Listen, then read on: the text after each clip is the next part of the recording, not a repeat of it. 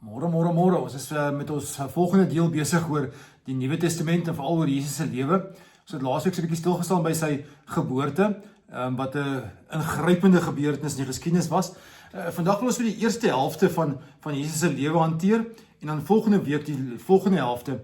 Ek gaan Lukas gebruik as vertrekpunt, maar Markus en Matteus en Johannes tot minder mate speel heeltemal in daarbey.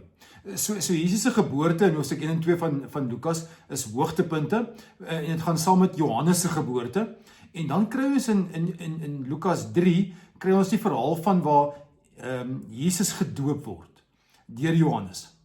En dan net daarna word hy in die woestyn versoek deur die duiwel.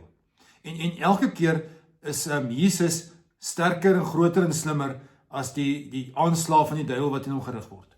En dan van hoofstuk 4 tot die middel van die boek omtrent hoofstuk 9 is Jesus se optrede gefokus op hier rondom die see van Galilea. Die tweede helfte wat ons volgende week gaan gesels is sy trippie Jerusalem toe. Maar vir nou is dit hier rondom Galilea en hy begin dramaties in Nasaret, sy tuisdorp waar hy gebly het en daar hou die mense nie van hom nie en moet hy loop, word hy letterlik weggejaag. En dan kry ons hom waar hy besig is om te verkondig, eintlik al in Nasaret, en dis waarvan die mense nie gehou het nie, twee goeders.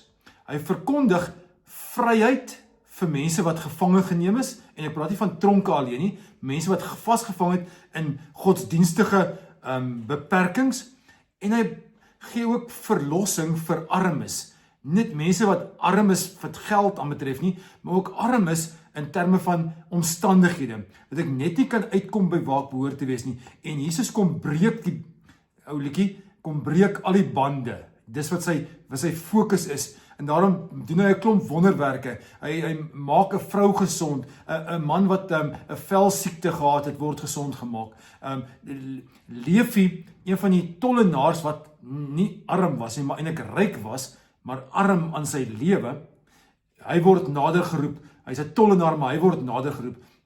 Vrouens word nader getrek. Al die sosiale uitgewekenis word ingetrek in Jesus se evangelie.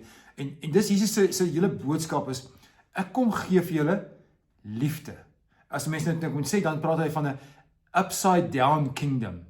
Hy wil die koninkryk op sy kop draai deur te sê, ek het gekom om met liefde te werk en mense nader te trek. Die fariseërs, die sadduseërs, die selote en al daai ouens het wette daar gestel om mense uit te hou. Jesus sê, kom ons kry 'n rede om mense in te trek. En dis Jesus se boodskap. Die boodskap van inklusiwiteit, waar ons mekaar kan nader trek. Ons kan lank vir mekaar sê, wat is verkeerd met ons lewens? Dis moeiliker om te sê, hoe kan ons optree, sodat ons kan lief hê, sodat ons kan omgee. Nie kan jy eers kan vra maar, wat se sonde pleeg jy nie, maar hoe kan ons ten spyte van dit, jou sommer net lief hê? En Jesus doen dit by uitsondering. Hy is so behendig daarmee, en hy kom leer ons hoe om dit te doen.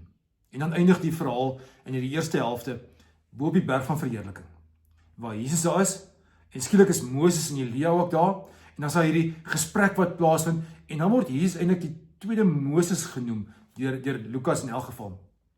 En dan word hy uitgestuur, as dat hy sy volk gaan uitlei, en dis waar ons beweeg, terug na Jerusalem toe, waar hy gekruisig word.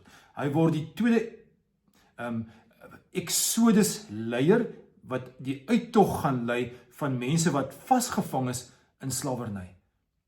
Jesus het gekom, om ons los te maak, vry te maak van die sonde, van gemors, van goedes wat ons terughou. Hy het gekom om ons die lewe te gee, en dit in oorvloed, in Johannes 10 vers 10 se woorde. Here, leer ons asseblief om die vryheid wat U kom gee het, die losmaak, die verlossing, die vergifnis van sonde, te beleef en te ervaar, sodat ons hierdie pad saam met U kan loop. Het ons kom vry maak en kom nuut maak, geet ons nie weer iewers ter knegte sal word, van 'n klomp onderdrukkende strukture nie, maar het juist kom vry maak. Dankie daarvoor. Amen. Ek dink sommer daai liedjie wat ons in die kerk sing, vrygemaak, in die hande gee ek my lewe oor, want Jesus het my vrygemaak, en hy het ons vrygemaak. Mag jy regtig sy vryheid beleef, en mag hy sommer net elke dag in sy vryheid leef. Hê 'n verskriklike lekker week. Ons geniet die Pinkster hier by ons en Sondag sien ons mekaar met 'n splinter nuwe reeks oor geloof. Maar hê 'n verskriklike lekker week. Cheers. Sien vir julle.